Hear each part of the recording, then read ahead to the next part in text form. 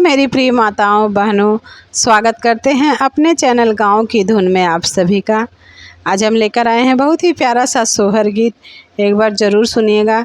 सोहर गीत आप सबको पसंद आए तो वीडियो को लाइक करिएगा, चैनल को सब्सक्राइब करिएगा, वीडियो को ज़्यादा से ज़्यादा शेयर करिएगा और एक प्यारा सा कमेंट ज़रूर करिएगा, अपना आशीर्वाद ज़रूर दीजिएगा।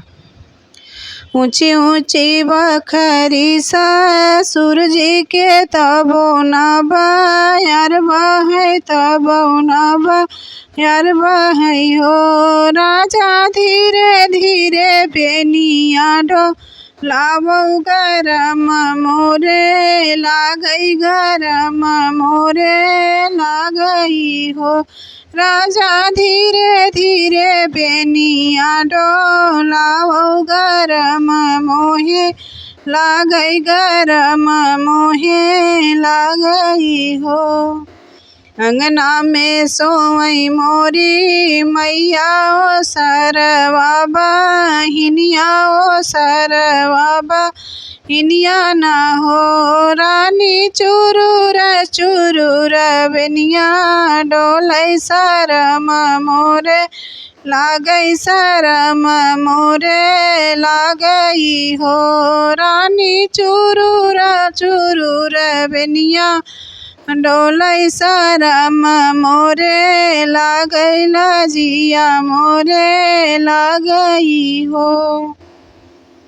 बोलिया त एक राजा बोला बोलही नाही जान बोलही नाही जान न हो पिया काहे लाया मोर गवनवा शरम तोहरे लागै शरम तोहरे लागै हो राजा काहे लाया मोर गवनवा शरम तोहरे लागै शरम तोहरे लागै हो।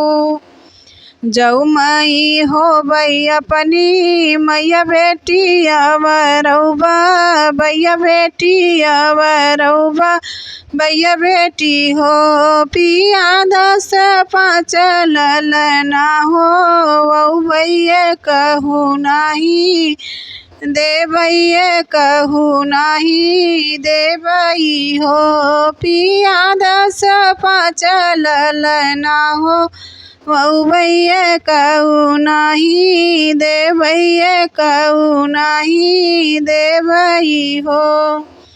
जऊ हम होबै अपने मैया बेटा अवरौबा बैया बेटा अवरौबा बैया बेटा हो धना से जिया पर गनाही धरबै ललन कैसे होई है ललन कैसे होई है हो धना से जिया पर गनाही धरबै ललन कैसे होई है ललन कैसे होई है हो।